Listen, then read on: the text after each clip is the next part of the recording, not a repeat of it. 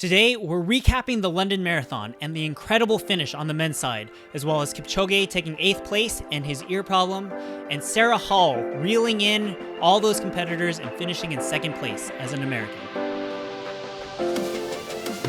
All right, welcome to the broadcast, Bertrand, RRCA certified coach. We're talking today about the London Marathon, and I know that you stayed up pretty much all night here in the United States to watch this broadcast, which is fantastic. So let's start off right with it. Kipchoge, dominant for so long. You know, I think again this race built up as Kipchoge versus Bekele. Bekele unfortunately had to drop out on Friday, which we understand due to circumstances. Not terribly surprised, I guess, before the race that something like that would happen. Well, let's get into it. You know, you were watching majority of that race. Looks like Kipchoge fell off the pace just a little bit towards the end. He talked a little bit afterwards about a clogged ear, which I completely understand throwing you off your game. And he still only finished a minute off of the leaders. So give us your breakdown of what happened during the race. Thank you. I looked forward to this event as soon as it was announced. In my eyes, it was the Super Bowl of marathons with Bekele and Kipchoge going head to head. Their personal best times arguably separated by 2 or 3 seconds overall. And as you mentioned, disappointed when Bekele had to withdraw due to, I believe, a calf injury, as it was reported. And we know he has a history of sometimes either pulling out of races in the midst of the actual effort. But nonetheless, I think the running community was disappointed overall. Into race day, Kipchoge was very competitive up until the final, I would say, 5K of the race, still in the lead pack. No problem at all, staying I thought it was more of a calculated measure, and that he felt he might be able to just outkick the remaining runners in pack number 1. But as we got to mile 24, mile 25, we saw that his pace was starting to pull back, and that the remaining pack, there was a pack of 4 runners and then eventually to 3 runners, he wasn't able to sustain that. Then everybody, announcers included, knew that something was just off. Usually he's pushing the pace. Usually he's causing other runners to break down because they've overexerted themselves over the first, 20, 22, 23 miles. And we knew that the remaining runners in that lead pack that consisted around 3 all had a very strong kick and were hovering around their personal best. And, we were surprised. We were surprised, and it just unusual considering this is a gentleman, the best of all time. He's won 9 of the 10 marathons he's participated in, and the one that he didn't win, he took 2nd place, and a world record was set in that effort. So once we got to the realization that he was not going to win, or there was going to be this remarkable finish, we were not disappointed, because the sprint to the finish between the final 3 men. I mean, they from Kitana, Kipchumba, Lema. We've got 2 Ethiopians and 1 Kenyan there right at the end. That sprint. Tell us about that sprint. It was. Just imagine running 26 miles for the most part. I mean, they had a quarter mile left, and it came down to, are you going to outdueling the person to your left and to your right? All of the training that those 3 individuals have put in, especially because 2 of the 3 from the same country and the other from Kenya, just that the nationalism, the sense of pride in competition, and knowing that they had dethroned Kipchoge, it was incredibly compelling. And it turns out that the one of the Ethiopian runners ended up, in the final probably 25 feet, just out kicking the Kenyan runner. And it was fantastic, man, to see it come down, after 26 plus miles to a 3-person sprint to that finish. Just very, very inspiring, just good stuff overall. Yeah, and it's crazy. I mean, these guys are no slouches in their own right, having either placed second or won marathons in the past. I think Kitata has placed second to Kipchoge a couple of times, I think, including London Marathon Hmm. 2018. Um, and he's only 24. So, young guys, maybe they have super bright futures ahead of them. I think Kipchumba's 30 from what I know. And so, yeah, great effort from that entire field. Yeah. And as I looked at Kipchoge and I was wondering, okay, yeah, what would throw you off your pace? And he had complained about the ear problem even right after the race. I was had to look up like what might cause ear blockage, what might cause those problems to happen or pop up during a race. Um, as you and I know, we just had Will Turner chat with us about for him, and this is a world record holder in the Ironman distance races. And he had talked about how one of his first cues of dehydration actually is his ears starting to block up and starting to clog a little bit. Um, and so it made me wonder, I've actually dealt with ear problems my entire life. I think I had tubes placed in my ears when I was 3 years old. I had dealt with ear infections for a long time. Those eustachian tubes, which connect your ears back to the back of your throat, they can become blocked due to external conditions. It was raining, it was wet, it Correct. was Yep. high humidity. Hmm. If you are a sweater and sweat quite a bit like Will Turner does, you can, there can be water or sweat that can kind of accumulate in the ear, and it's usually either water or it's mucus, or I guess if it's drier, then it can become a little bit more viscous and kind of consolidate and clog up. So, it might be just the external factors. It might be just maybe not having as much water on race day and having just a little bit more viscous of sweat, I guess, if you want to put it that way. And I believe Kipchoge during the race, he had missed one of his aid station pickups that was Ah, talked about early. So huh. it could have played a role. And with ears, and certainly the equilibrium and balance plays a role as well. Yeah. So Yeah. um, I mean, I can only imagine, you know what it's like coming out of a swimming pool and like having one ear clogged. Can you imagine running and, dealing with that, and that will 100% throw you off your game. Having just that imbalance. So tough for Kipchoge. Still only a minute off of the lead time, which is incredible. I rack it up to external factors. I don't think he's done by any means. The unfortunate thing is, I think with these guys and their training peaks and how they go, it might not be until Olympics next year that we see a really competitive event again. There might be something in the spring that they're all racing towards, but it might be Olympics next year that we're really going to see a showdown and a fight. And hopefully at that time, Bekele will be at the top of his game. Can only hope. Can only kind of cross our fingers and hope. and as much as we have those two as the top dogs, there's some youngsters out Yeah. there that are fighting for position.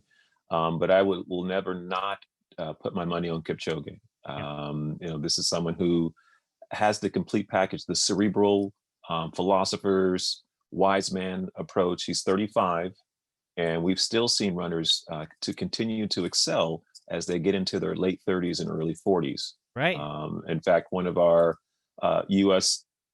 Men's Olympic marathoners, um, he is 43. I think he finished third place. I Right. mean, Optin, I believe. So That's right. That's the right. future is still bright, and Kipchoge is going to be right there. And let's see, as you reference, a potential spring marathon in early 2021. I think that would probably not be a bad idea, considering Tokyo is still on in the summer of 2021. But we'll see. Yeah. That's only going to make him that much more determined and driven. And I don't know if I would want to toe the line with him being with that much extra motivation, because what's going to happen, he's going to hear it. People are going to question because they've had him on such a high pedestal over the last 2, 3, 4, 5, 6 years, that people are going to look to see, has he has he passed his prime? Is there a chink in the armor, crack in the armor? We will see. But don't bet against him. And That's a right. determined, yeah. And 35 is not all that old, I mean, we'll get to the women's side really quick as well.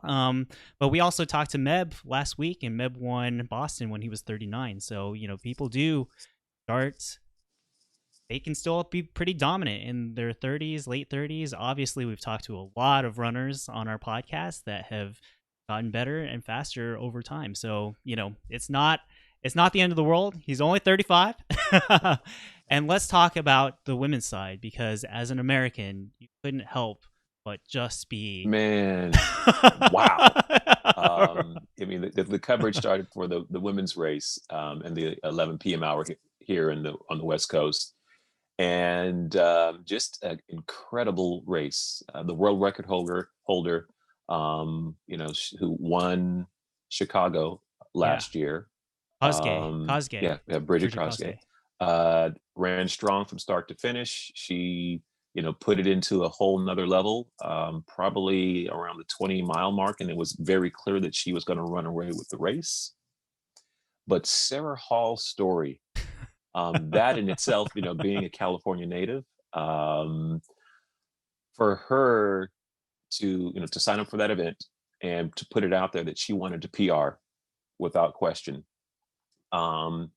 It looked like PR might not be possible, and that she was definitely not going to be in a position to podium for the majority of the race. All that changed for Sara, and where she could potentially finish right as we got around in the 21 mile mark, when she was hovering between sixth and seventh place. Some of the other runners started to fall off a bit, where she was able to sustain pace and then turn it up miles 22, miles 23. And there was conversation about the announcers that there might be, keyword, might be a chance she could finish fourth or fifth. Man, that all changed, because you can see the determination in her eyes. You can see that repetitive leg turnover, that she was on a mission. And when it became clear in miles 24 and the front end of mile 25 that she might have a shot to podium and catch the third place runner, man, the announcers and everyone else who was on that Zoom virtual viewing party we were going bananas. The race narrowed down and getting into miles 25, and we saw Sara and the second place runner in the same frame. But at the time, the announcer said that there was too much real estate and not enough time left, and that it's fantastic that she was able to podium and finish third place for American. Fast forward to less than a quarter mile left.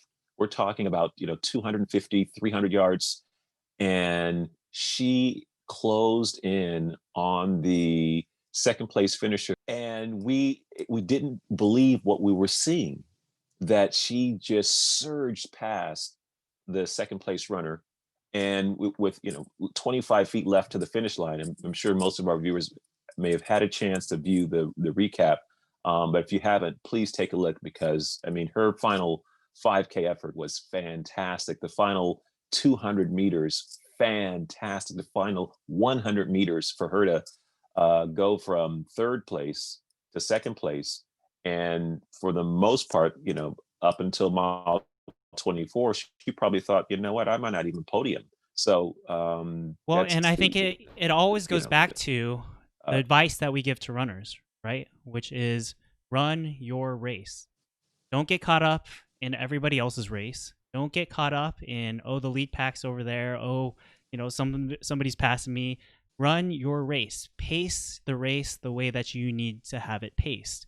Her showing that amount of patience. Can you imagine the entire lead pack leaving you in the dust, right? She was running alone by herself for the majority of that whole second half of that race. But she had the wherewithal to know her own body, to know her own pace, and then she could reel people in. Then she had that final kick. Then she could, right? And we've heard it time and time again from, when we heard it from Verity Breen, how going out too fast, you can lose a race in the first half. You won't win it in the first half, right? You've got right. to run your race.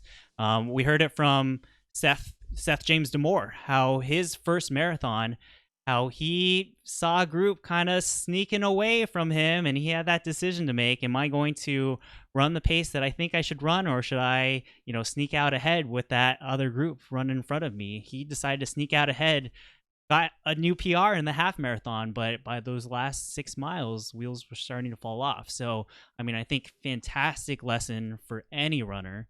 Fantastic, definitely for the elites to take note of, you can still run your race and still have a fantastic, amazing finish. Yeah, and I thought, looking at Sara Hall, I was so curious. Oh, who is Sara Hall? Because I wasn't super familiar with who she was. Santa Rosa, born and raised, went to Stanford, married to Ryan Hall. They met at Stanford.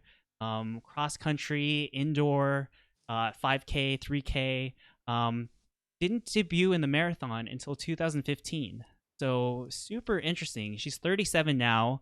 It looks like she took quite a bit of time off from professional running until 2015. Wonderful family, adopted a couple of kids. Wow. Kenyan kids. Wow. Her husband's the United States marathon record holder. Wow. Yeah, he was very fortunate to meet both Sara and Ryan in 2017. Wow. As part of the LA Marathon. They were ambassadors for ASICS and got a chance to go on a shakeout run with both of them, along with one of our good friends and former podcast interviewees, and Becky Hernandez. Wow. So, yeah, good stuff. And I heard Sara was running in these prototype ASICs, something that we haven't seen yet or before, and nobody has their hands on yet. So that'll be really interesting to see ASICs kind of getting into the game as well. Obviously, they make great shoes. I think my first running shoes were ASICs back in the day. Everybody's been chirping on the Nikes and the Nike Alpha Zooms and the Nike Next, but yeah, to see Sara come out in those ASICs, and they're gonna get some eyeballs for sure. Yeah, for sure. So fantastic effort. Congratulations, USA, USA, USA all day.